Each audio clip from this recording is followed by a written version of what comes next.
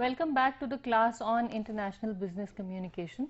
Today we will start wrapping up the set of classes. We have discussed various things in these lectures. We have discussed what it means. Can you please restart? There's somebody shouting outside.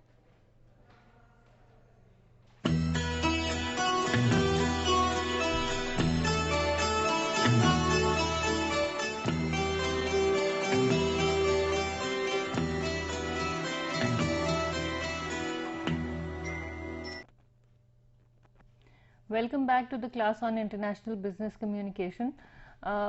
We have done a lot of different things. We have discussed what communication means, how it is different in different settings. We have discussed how to be persuasive. We've discussed so many, how conflict happens, how leaders communicate. All of those things have been discussed in this class. Today we are going to discuss how to apply whatever we have learnt in written communication. We've been discussing about communication as a whole and specifically oral communication.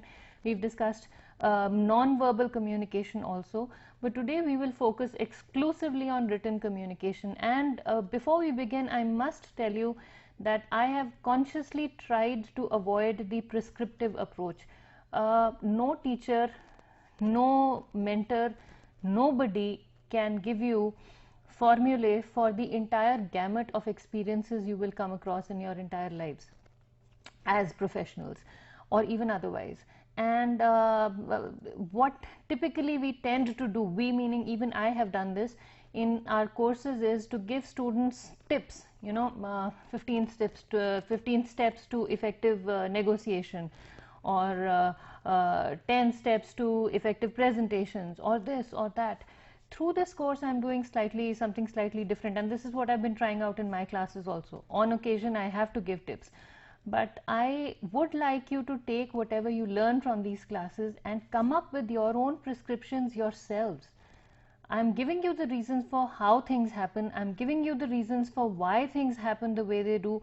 Now I would like you to take all the learning from these classes, take the keywords, explore some more, learn more things on your own, and develop your own prescriptions for doing things the way you need to do them, because things are changing so fast, the society is changing so fast, the business environment is changing so fast that you need to change, you need to adapt really fast, and you need to be able to think on your toes. And how can you do that? If you have these categories in your minds, if you know how things work, which category this goes into, you can design your own specific ways of doing things. But if you don't know the background behind of these things, if you don't know the reasons why these things happen, then you cannot come up with these prescriptions yourselves, and you will keep hunting around and you'll say, I have these 15 prescriptions, but this is a 16th type of situation. And that is something that is that I'm trying to avoid specifically.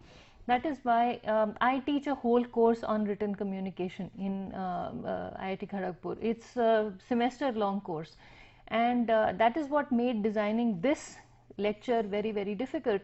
I thought that instead of giving you formats for memos and cover letters and this and that, I will discuss the specific issues for written communication in business, especially in international business.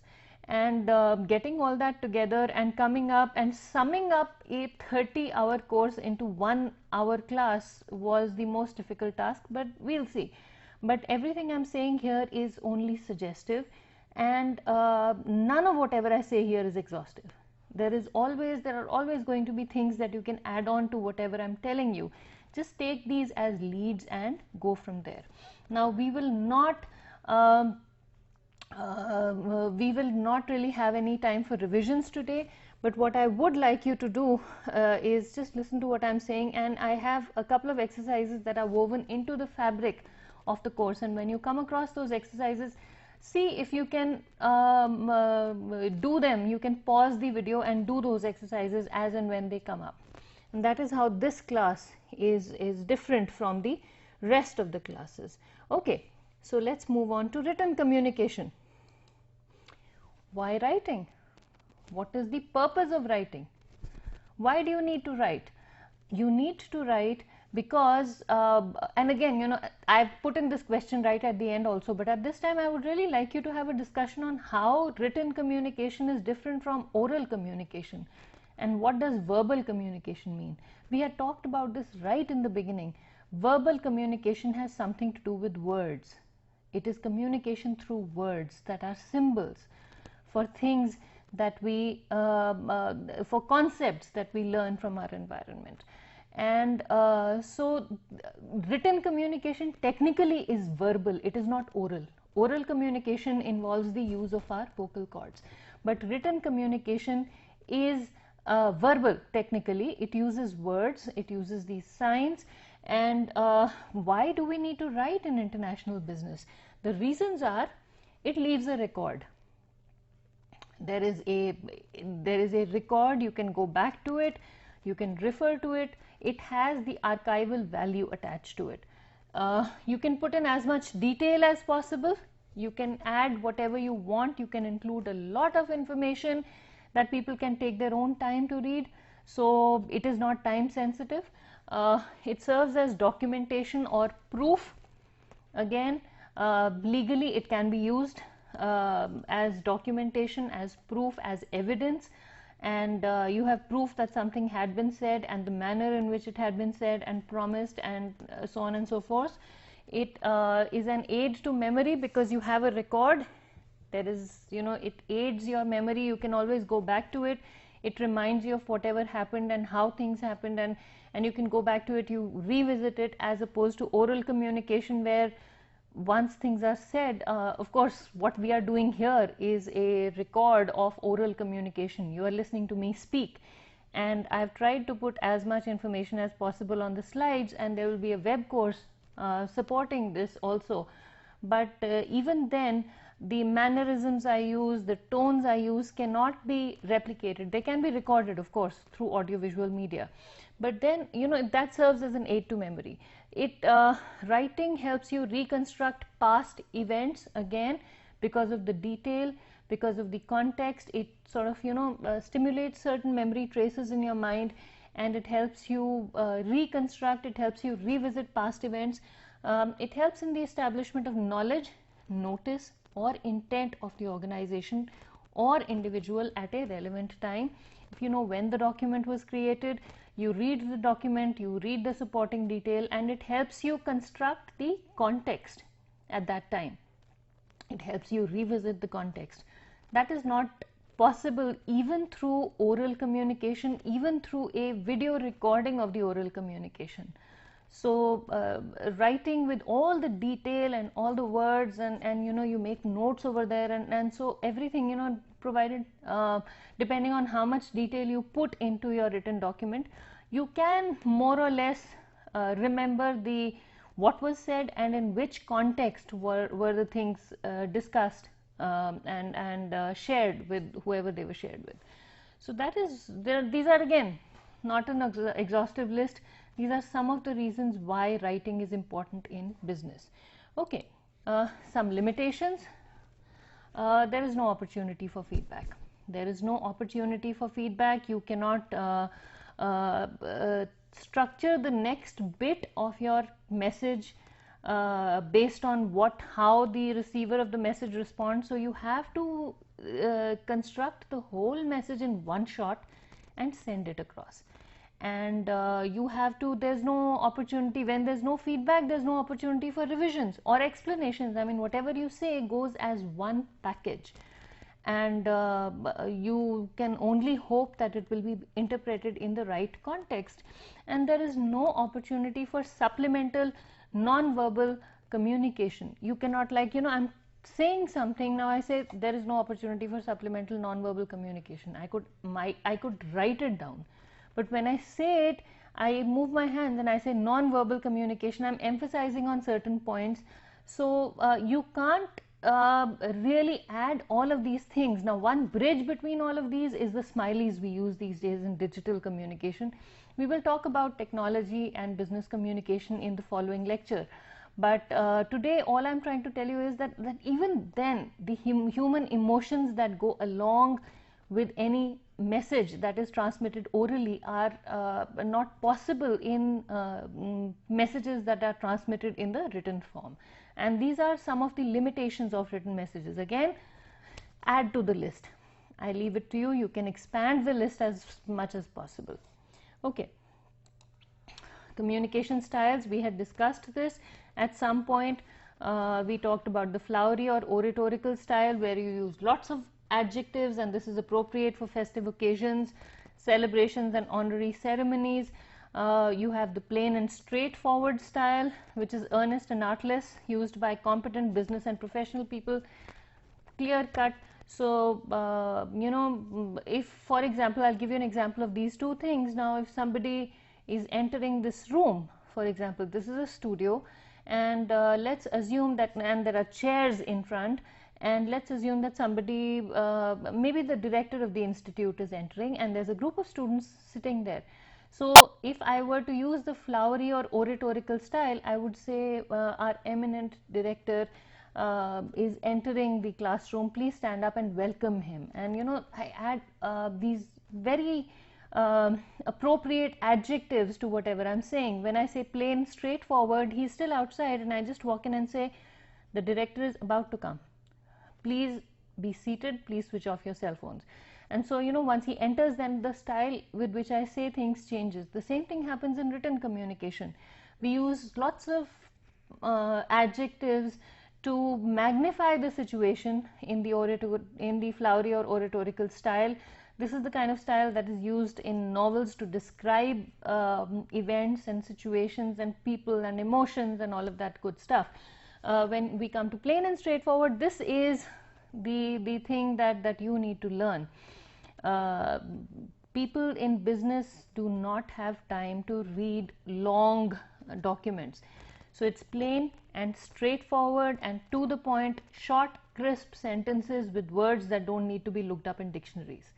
So that is pretty much what this is. Indirect or opaque is perfect for cover-ups or to leave some way out. So maybe in my opinion, all of those things are that you use these things to sort of leave room for many more interpretations than the ones that you have intended.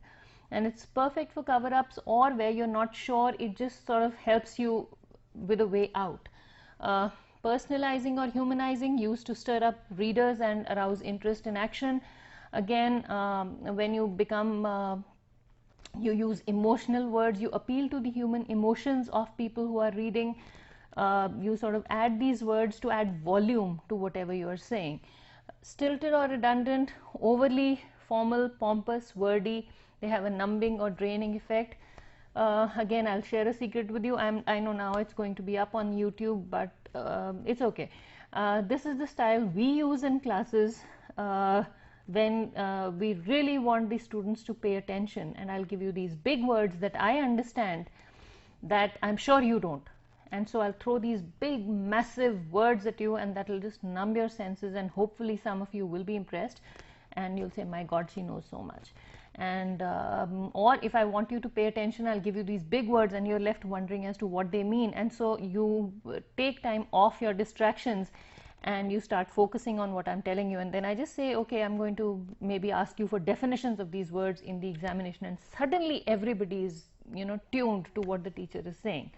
And then I come back to simplistically explaining everything.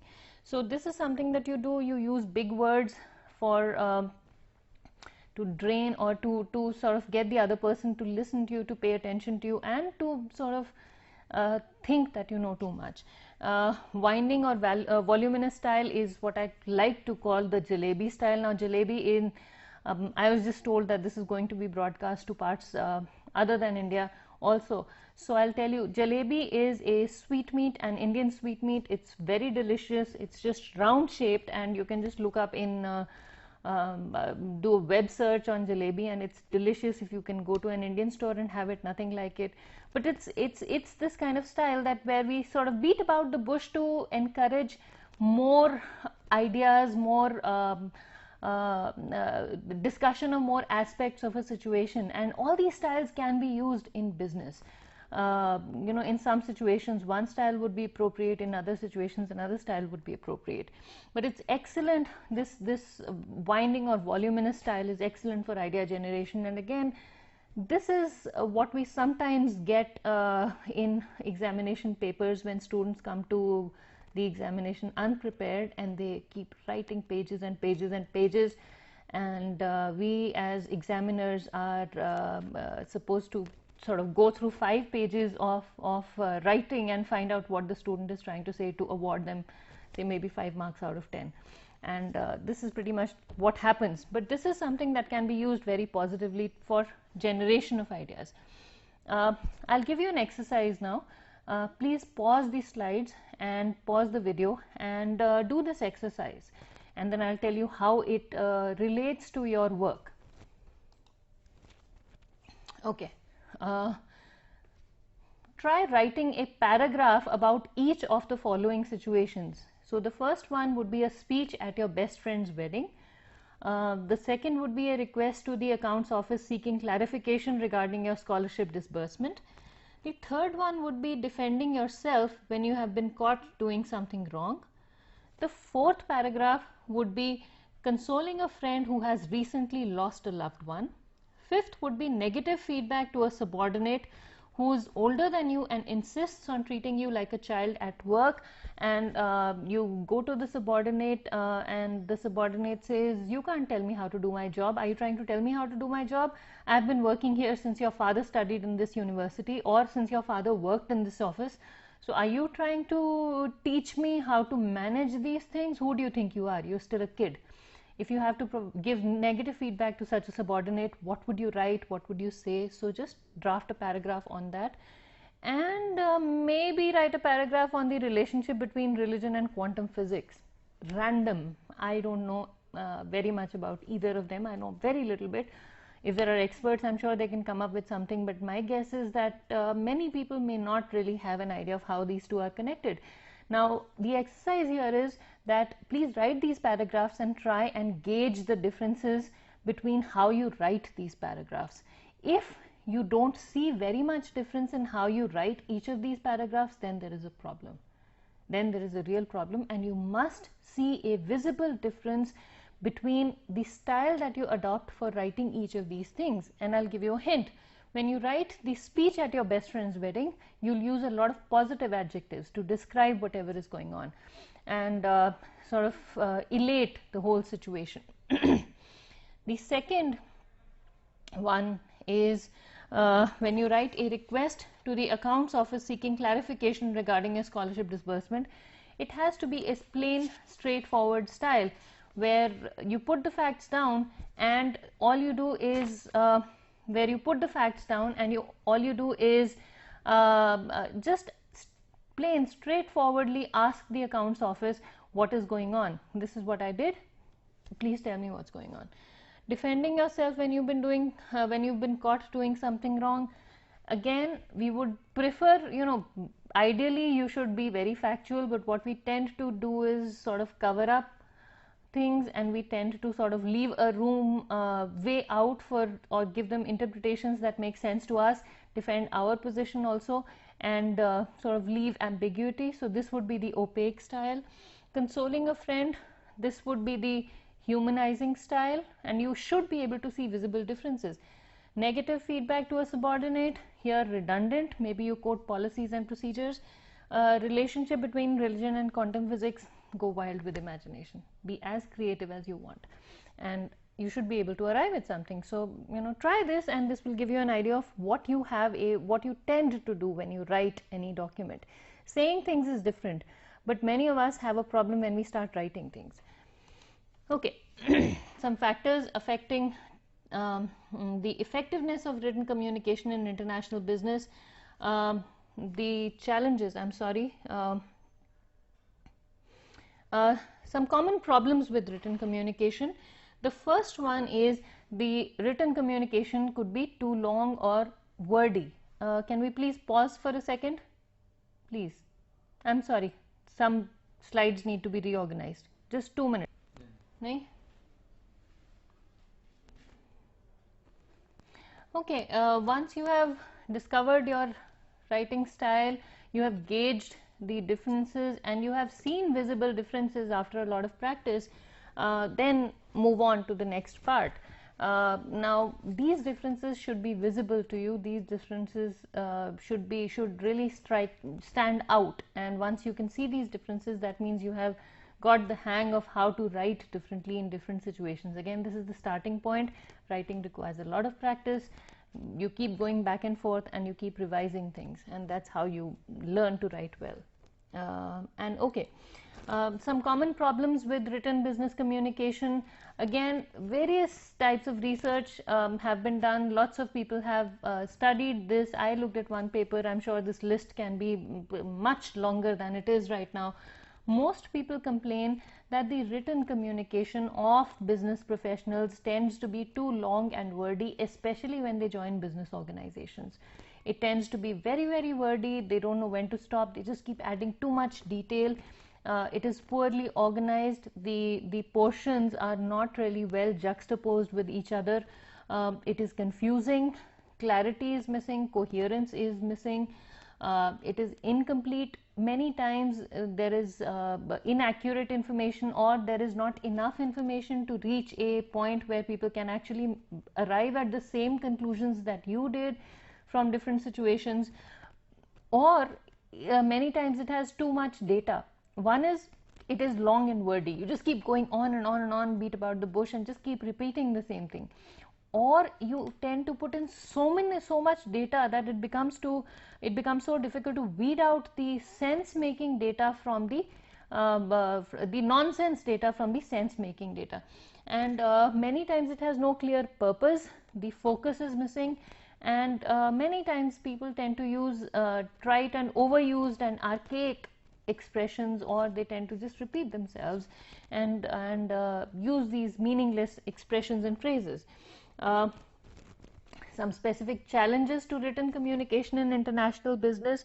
The first one here is the language to be used. What we get confused about when we talk about written communication, I'm telling you what the problems are, and you say, I'm going on an international visit, and I'm going to face these problems. The first one is language to be used. Which language should we be using, and why? You'll say English. Why English? If you are going to go to say if you're going to go and join a company in, say, Germany or Italy, and you're going to be selling tractors and these multi-processing machines to people in the fields, or the machines that are going to be used by people on the farms, would you need to use English? Do you think English is going to be helpful? Why? Then you'll say, okay, if I'm going to Germany, I'll learn German. Will you really become bilingual? Will you really be able to grasp everything? It is a good start. Yes, you will listen to some things and you will catch on to some things, but unless you've lived in that country, unless you've lived in that place, unless you've been immersed in that culture, will you be able to figure out the interpretations of the different words that I used? And so, this becomes a problem. Which language should I use? When should I use this language? Why should I use this language? It's okay if you're working in a multinational corporation where everybody speaks English, then English, definitely. But then, you have to be bilingual if English is not your mother tongue. So, bilingualism or multilingualism becomes a problem. And again, unless you have been immersed in a language since your childhood, you cannot be truly bi or multilingual. You're sort of partially bilingual or multilingual. Native readers versus non-native readers. Again, how you correspond with native readers will be different from how you correspond with non-native readers. We are talking about Indians going abroad. What about the people from abroad who come to India? Maybe they come and settle down in Gujarat, and they're trying to deal with these cloth merchants in Gujarat, and they want to go to the village and they want to deal with them, and they try and learn Gujarati, and they'll try and speak Gujarati also, and they may even learn to write Gujarati. But do you think they're going to pick up, or they're going to be able to pick up the nuances of the language so easily and so fast? So, you have this acculturation phase, and we will talk about that when we discuss expatriation, impatriation, etc. But all these things create a problem when you are writing things, because you cannot explain things as well as you would be able to when you're speaking them. Translation versus interpretation. What did you say versus what did you mean? Translation can happen. If you get a grasp of the language, you can translate documents. But the intended meaning and the interpreted meaning will be very far away from each other unless clarity is there in the written documents. So, staying in India, like I just told you, I talked about jalebi style. Now, people who've had jalebis, which comprises a large section of Indians, will know what I'm talking about, and they'll say, yeah, you just go round and round and round. But somebody who's never had a jalebi will say, one, they will not know how to pronounce the word. Secondly, they'll be like, what is this? You know, why use a jalebi? Why not something else? You know, somebody will say, okay, why jalebi? Why not murku or something else? You know, I mean, if it has to be a food item, or you'll say a spiral or whatever. So, what do you really mean when you say translation, when you say interpretation? What did you mean? And that has to come in and through writing, and that has to come through the clarity in writing. And so that becomes a problem when you're trying to communicate in the language of a business that happens to be in a place where people don't speak the language that you grew up with. English, again, big topic. Is English really the language of international communication? It has slowly come up. But you know, when I was growing up, we were told that the most commonly used language in the world is Spanish, and then followed by French, and then English was number 3 or number 4. But nowadays, because of the internet, I don't have the statistics. I've tried to look for them, and people say different things, but it is slowly gaining popularity. Maybe it is the language of international communication. But again, it is one of the languages depending on what business you're doing and where. And you may need to learn different scripts, you may need to learn different things. But for the purpose of this class, I'm going to stick with English, at least for this lecture. It is perceived as the language of formal communication. There's a research done in Malaysia where the researcher asked the students to respond to something, and she didn't specify what language they were supposed to use, and by default they assumed that this was a formal document, and they responded in Malay. And then she gave them a choice, and then she said that you know, you can respond in a language of your choice. And when they responded in when she didn't give them a choice, they responded in English. When she gave them a choice, they responded in Malay. And the effectiveness was much higher when they responded in their native language. And so, you know, we assume that the language that we are supposed to use in formal situations is going to be English. So since that assumption is there, we'll just go with that assumption. But there's lots and lots of research going on. It's the new term that has come up is BELF, B-E-L-F, Business English as Lingua Franca. So you might want to look it up and see what people are saying about it. Since English is being used, I will address some issues specific to English, and since this program is being recorded in India, I'm going to explain to you the context here. Now, for Indians, I'm sure the Indians who are listening to this will agree with me that in India, most people use English and a second language, or English as a second language, or their own regional mother tongue, English, Hindi, and a third language, which is their mother tongue. So they grow up as native speakers of a specific language, and they learn Hindi in school and they learn English in school. And so most educated Indians are trilingual. They at least follow English and Hindi and their own native regional languages. And with such diversity, English becomes a second or a third language for them. And many times that can create problems with the usage of the language. English is a foreign language for most Indians.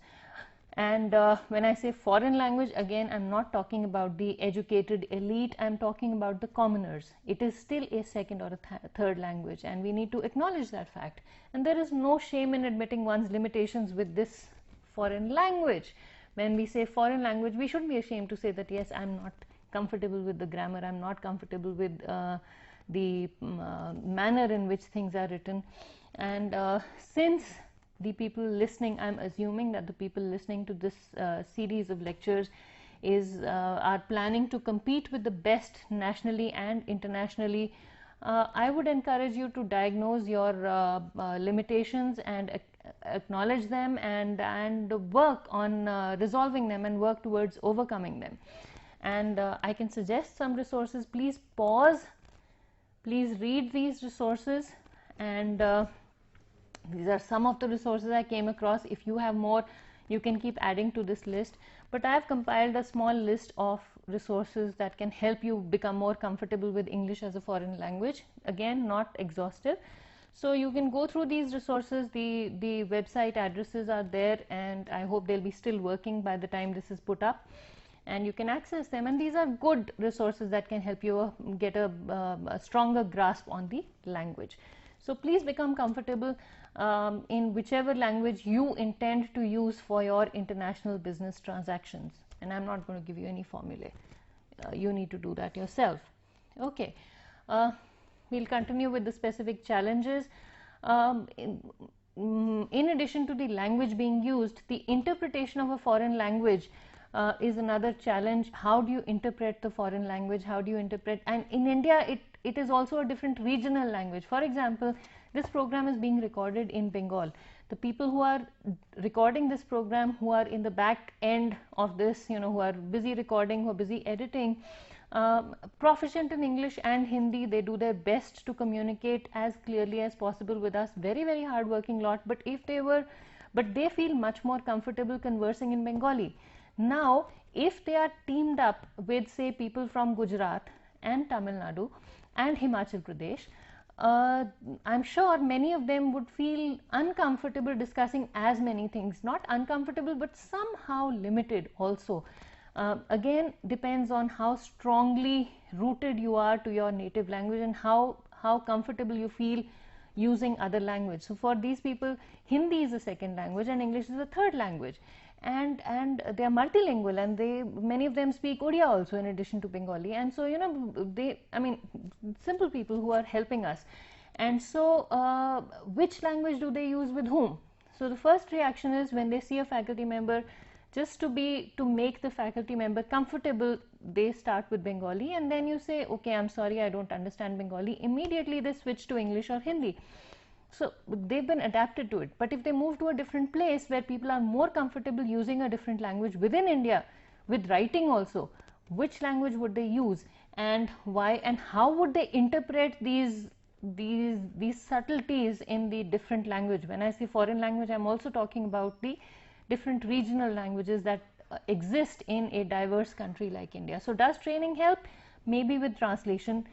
Not very much with interpretation, unless you immerse yourself in that region and you are sort of using only that language to speak and to think also. That takes time and that takes practice. Review and revisitation of recorded written information provides opportunities for multiple interpretations wherever possible. It can be good, it can be bad. Good because it helps you clarify things. Bad because you come up with so many different interpretations, you don't know which one really fits best. So that is another challenge to written communication in international business. What did this person mean, since there is no active feedback? The channel you use for transmitting the written information or written message again can be suspect.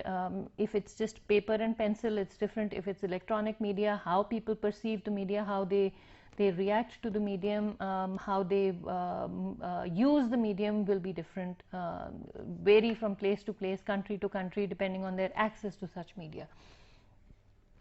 The strategy and design of messages.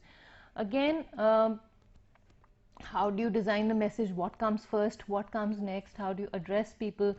How do you construct your message? How do you choose the channel? How do you, what content do you include? How much do you include? What you leave out? All of those things are some of the challenges to written communication in international business. And now we come to the big one, which is culture and subcultural diversity. My God, huge, huge challenge.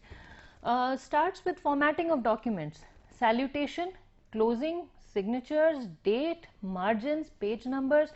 What do you put, where you put it, how do you address people, where do you start, because when you're talking to people you can hear others. So somebody meets you in an international setting and they say Mr. so and so, Ms. so and so, Dr. so and so, Professor so and so, and that is the form of address that is used. But what if you are writing to somebody outside of the country and you don't know what they will like? There's no feedback, so you have to really be very, very cautious and you get confused. How do you write the date? I will come to that in a little bit. I'll show you some examples of this. Strategy for designing and interpreting messages again depends on the culture. And when we say subcultural diversity, again within a culture, when two people get together, they form a different culture of their own in and through interaction amongst themselves. And that is the diversity. So within India, within this group here, in these studios, we have faculty who are a professionally different group than the staff, who are a professionally different group than the research scholars, the PhD students who are helping both people, who are different from the MTech students, the Masters in Technology students, who are different from the helpers and the attendants in the office. So there are 5 professional groups. When we come to cultural diversity, we have people from different states within India using different languages. When we come to educational diversity, we have people with more hands-on experience, and we have pure academics like me who have spent a lot of their time studying and teaching but have not had very much experience in the industry. I've had some, but maximum is here. So and there are many people like me in academics. So all these diversities sort of we cling on to people who are similar to us. Somebody who speaks the same mother tongue as me, somebody who uses the same kind of nuances in his or her language like me, maybe gender. I sort of go and have tea with some ladies here. Again, I prefer to correspond with women because I think they will understand me better. And again, these sort of not really, I mean, this is not conscious, many times it's subconscious, but this is subcultural diversity. Appropriateness of words, style, length, all of these things. Again, which words do you use? What style of writing do you use? How long the message should be? Again, depends on the culture. Tone, direct or indirect. Diplomacy and courtesy. Again, how do you address people? What will sound polite? What will sound diplomatic? What will sound abrupt? What will sound brash? Again, depends on your perception of that culture, and that is very difficult to gauge, especially in written communication. Communication networks, shape of the network, who talks to whom and why, the size of the networks, vertical versus horizontal networks, who do you report to, how does the message need to be sent. So if I need to send a note to the director, it has to be through my head of department, through somebody else, some nodal officer in the central administration to the director. And so that chain of command has to be followed, and there are reasons for this. Things have to be filed, things have to be copied, things need to be, records need to be kept, people need to know, people need to give permissions, but again depends on the structure of the organization. Gender issues, preference for dealing with men versus women. Who do you prefer to deal with? In some cultures, men prefer to deal with men, especially where written communication or even oral communication is concerned. They feel uncomfortable dealing with women. In other cultures, again, and similarly, women will feel more comfortable dealing with women. And in other cultures, it's neutral. I don't care who's on the other side. As long as the tone is the same, I really don't care who's responding to my message. So, but it can be an issue. Transactional culture is the new culture or context that is created in and through interactions between people from different cultures. Native to native, very little bit, not a very, the transactional culture is not very different. It is just some specific rules that come up because of the interaction. Native to non-native, again, somebody coming into India from outside, we will be interacting differently with them. Two Indians living in a different country will be interacting with each other in a different manner than they will be interacting with the local people over there. And again, they may discuss their own limitations. They may expect the other person to understand their limitations. And again, when it comes to writing, the challenge is, where do I draw the line? What do I put in? What do I take out? And these things vary according to the transactional culture that is created within an organization. Extremely complicated. My goal here, if I've succeeded in confusing you, I've done my job today. So I'm just trying to sensitize you to all these different things that are happening in your environment, and that is why drafting a message becomes very, very difficult. Now, my suggestions at this point are, I'll tell you what I prefer to do in these situations. When I say format of documents, again, I prefer to use a very, very neutral form of salutation and address, and just follow the tone of the organization, be as formal as possible, and then bring it down to less formal depending on the feedback you get from the other person, and usually very few people get offended by that. That's my suggestion to you. Again, decide your own strategy for dealing with these things according to your own organization. Some factors affecting effectiveness of written communication in international business: all the challenges that were discussed in the previous slide, plus the perceptions regarding the quantity, quality, timeliness, and cost of the interaction. Again, these inputs are from a doctoral dissertation submitted by Dr. Roach in 2006. You can look it up, the list, it will be in the list of references. You're welcome to find the dissertation and read it, and very interesting, you know, how she's described the effect of quantity of written communication, the quality of written communication, the timeliness, when do you send the communication, how long do you take before you respond, all of those things are, and the costs, the opportunity costs and other costs involved in drafting the written communication. Perceived credibility is another one. How credible do you perceive the written communication to be is another factor. You know, if you perceive it to be credible, some coming from the top, coming from an expert, more credible, and then again you are worried about how your communication will be perceived by the other party, and so you have to draft it appropriately, which is why I keep putting in all these brackets and names and all this research. I want you to think that I've really done my job in drafting this course properly. So, you know, I want to be as thorough as possible, and I want to convey that to you. So I've got all these brackets afterwards, as you can see in the previous slide, all these people who've said different things. Anyway, and perceived meaning is another one that can affect the effectiveness of written communication. I'll give you an example of some outdated phrases. This is slight entertainment, enjoy. We use these words quite a bit. Yours truly, very truly, yours obediently, honored, honorable, so and so. Again, you know, these words may have meant something, but they convey a very different, they have a very different connotation in written communication as technology is advancing, as the society is evolving, and again, they are considered to be outdated. Please be advised, again, you know, that's another ambiguous one, outdated one. Use these with care. That's my only suggestion to you. Kindly, why not please, is another suggestion that was given by Blake in 2001 in his paper. So please do not hesitate to contact me. Please do not hesitate to forward this. Please do not hesitate to get back to me. I have forwarded something to you. Instead of saying I've sent, you say I have forwarded. We use these inflated phrases. Please note that, you know. So why please note? You just say something, and if the person thinks it's noteworthy, they will make a note of it. Enclosed, please find. Under separate cover is another one. Contact the undersigned. Why don't you say contact me? Contact the undersigned. With due respect, I beg to state. This is my favorite one.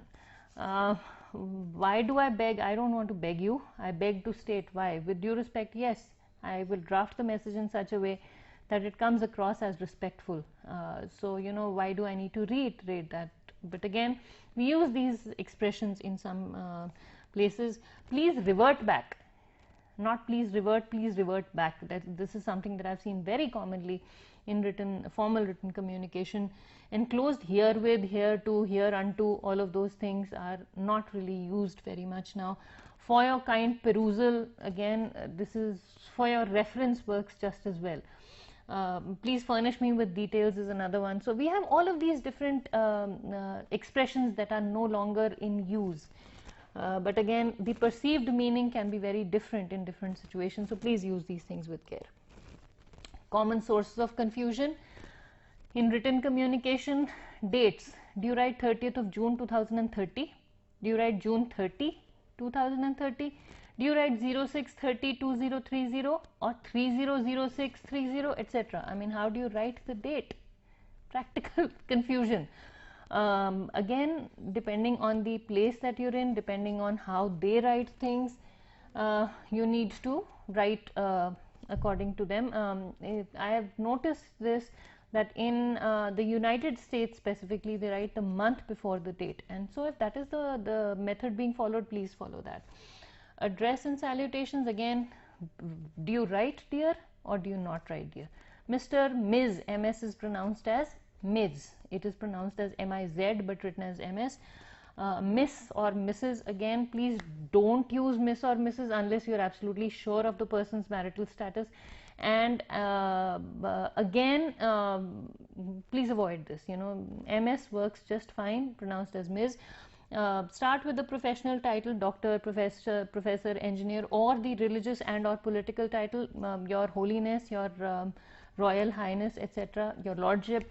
All of these things work just as well, but please avoid using this. And dear, again, use with care. The format, which format do you use? I can't tell you. You have to figure this out based on the organization that you're in. Appropriateness of words. The appropriateness of words is another one. Sexist, racist, or language or terms. Which language can be considered sexist or racist, which language can be used, considered or will be considered by the readers as neutral, again, has to be decided. So he, she, and again, these common slang words can be a problem. Jargon versus slang. Jargon is technical words that are used by a specific group of people who know what these words mean. So by all means, use as much jargon as possible for internal communications, even for external communication, if you know that the reader knows what you're talking about. But otherwise, try and avoid the use of these things. Slang, better to avoid it in formal communication as far as possible. How do you end the communication? Please focus on the slide. Thank you. Yours truly, yours faithfully, yours sincerely, yours obediently. Again, depending on where you are. Neutral things, single formula, yours faithfully, yours sincerely works well. Regards, comma, so and so works really well. Again, very neutral. You're not really falling at somebody's feet, but you're still being respectful. That works well for me. It may or may not for you. Requests, please or kindly or something else. Again, thanking, I'm grateful. I appreciate your help, plus or minus more positive adjectives. Personal or impersonal, I versus the third person, this has been done, or I have done this, again, depending on the situation. But these are the main places where we tend to get confused. Okay, an example of this, a difference between a traditional US and a traditional Mexican business letter. You start in an American business letter, you start with the main point of the letter, give lots of supporting information or explanation, and then you tell the reader what to do next. Explain that. But maximum portion is supporting portion of information. In a Mexican business letter, the establishment of rapport is a big part. Then you develop the background, you deliver the news, you develop the rest of the letter, you conclude by again establishing a rapport. And again, this is just an example for you to see, how these letters are different. I've given you the source at the end. Please go and check the source and you'll get more information on how these two are different. Communicative purposes of written business messages. This is really the crux of today's presentation. Persuasion is one. Different business messages can be classified. I've made an attempt to classify them. Persuasion, persuasive messages or persuasive documents are resume is one. You're trying to persuade somebody, you're giving somebody information about yourself. You're also trying to persuade them to see who you are and why you're applying for the position. Cover letter, business proposals, sales pitches and advertisements all constitute persuasive business documents. Direction could be orders, policies, rules and regulations. Advice, again, directives, could be letters, could be memos, could be informal communication. Giving information, reports, memos, notices, circulars, blogs, quotations and other financial documents, meeting minutes, etc. Seeking information, inquiries, requests, calls for explanation could be documents that seek information. Defending could be your legal documents. and other documents that discuss defending your position. Acknowledgement and appreciation is another one where you sort of tell people, you know, awards and other things. Idea generation, acknowledgement and appreciation where you discuss rewards. Idea generation is another one. You know, you sort of use these messages to generate ideas in businesses. Okay, the writing process. Before you begin, consider your task. Analyze. Do you plan to analyze, classify, compare, contrast, define, describe, discuss, or survey something? Your purpose. You explain, you want to explain something, summarize, persuade, recommend, entertain, refute, etc. Who is going to be reading? Your readership. Your rhetorical stance. Where are you talking as an expert? Are you talking as a student? Are you talking as somebody seeking information? So where are you coming from? Genre and language, and specific online issues. You know, is it over email or whatever? You first decide these things, then you some elements of good writing given by John Fielden in a paper published in 1964. Readability is one, the complexity, abstractness, sentence construction, paragraph construction according to the reader's level, the familiarity of words according to the reader's level, sentence construction according to the familiarity of words, intended direction for the reader, and focus of the document. So the document that you prepare should be readable. Check it against these different points. Correctness, information you provide should be accurate. Grammar, punctuation should be appropriate. Format should be the standard writing style appropriate for the document according to the company. Appearance should be what it is expected to be in that particular organization. Coherence is the relationship of ideas to each other. Logical juxtaposition of ideas to each other adds to the coherence. Thought is another one. How much preparation has gone into it? Competence. Are you really qualified to write that document? Fidelity to document is your commitment to that document. It shows. If you write the document with your whole heart into it, it shows. Or if it's just a passing document, then it shows and it doesn't look very nice, especially when you're trying to convince somebody. Analysis, again, depending on what you're writing. Thorough examination of data. Your ability to draw conclusions, presentation of conclusions, identification and justification of assumptions that you have made right in the beginning in preparing the document. Qualification of tenuous assertions. Again, one example of this would be the difference between transparency and confidentiality. And so where do you draw the line? How much do you disclose? How much do you not disclose? And your biases, do they reflect in the document or not? So all of that is covered under analysis, and it shows in the manner in which you analyze the information you are presenting.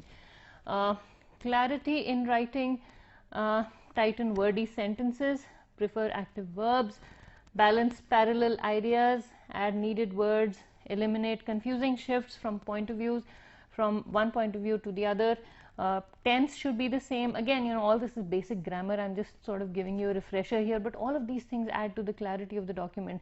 People complain that written documents lack clarity, and you need to make sure that your document is as clear as possible. Some tips on effective writing. Write with accuracy and precision. Be as clear, as accurate, as precise as possible. Avoid negative connotations that may be misleading to someone who's not familiar with the company or industry. So as far as possible, have as positive a spin on your written documents as possible. Know what you're writing about. Please make sure you know about the subject that is being discussed. Otherwise, prepare yourself and then write the document. Avoid legal conclusions. Written document is proof. You don't want to leave any way for yourself or your organization to get into trouble. So please do not make conclusions till you're sure of them, especially in international business where interpretations can depend on the context, the consequences can depend on the context. All of this thing is contextual, so please be very careful. Eliminate all inflammatory, offensive, or otherwise inappropriate language. And the challenge is, what will be considered inflammatory? what will be considered offensive, what will be considered inappropriate. Now I may crack a joke here, but will it be considered appropriate? Maybe, maybe not. Again, in a class where I have students, I can crack a joke and I can put in a disclaimer and they know that I don't really mean anything, but I cannot do the same thing. I cannot take the same liberty over here. I cannot be sarcastic about things. I cannot use sarcasm to explain any concept in this video lecture. Similarly, in written communication, you don't have that benefit of explaining things, so please be careful. Define or clarify technical terms involving your work, including specialized industry terms. Close the loop on all significant issues raised in writing the document. Minimize off-the-cuff responses, random responses, just casual remarks should not be made. Control copy distribution, big thing. Please don't send things to people unless you really mean to share them with everybody, unless the people receiving these documents can make some use of them. Don't clog their inboxes, don't clog their mailboxes, don't do it. Be consistent in your documentation techniques. Why? Because you need to retrieve the document at a later date. The whole purpose of keeping a written document is to be able to retrieve it. So make sure that you document it appropriately, give the file a name that you can remember. Precision, clearly decide. How can you bring precision into your writing? Clearly decide what you want to say right in the beginning. Regard your written communication as a conversation and lead the reader through different aspects of the written document. Profile your reader and decide how you want the reader to react to what you write. What do you want the reader to do after they have read your document?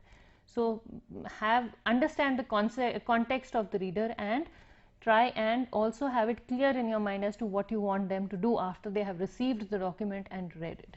Consider what tone or attitude you want to take: firm, friendly, humorous, or apologetic.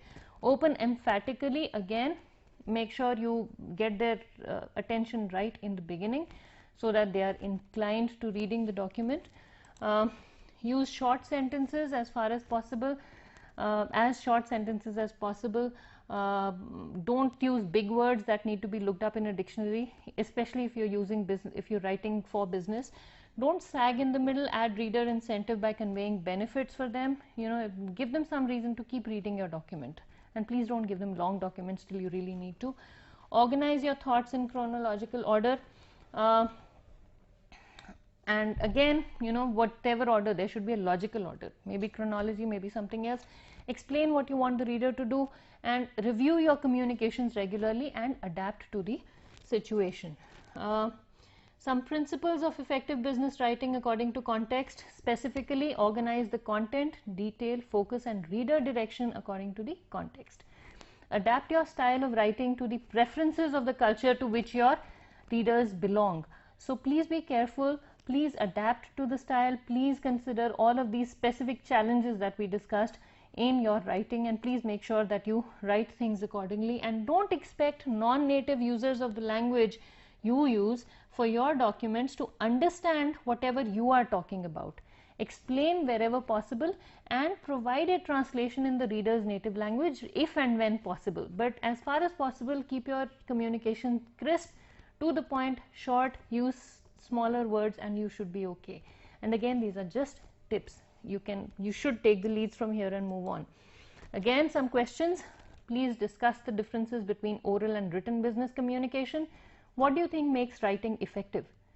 Describe the challenges to effectiveness in written communication, especially in the written business environment. In the international business environment. It shouldn't be written business environment.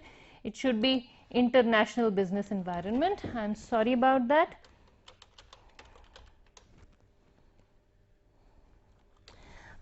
What are the skills you need to develop within your own self to deal with these challenges? So please describe these challenges and make a list of the skills that you need to develop to deal with all the challenges we have discussed so far.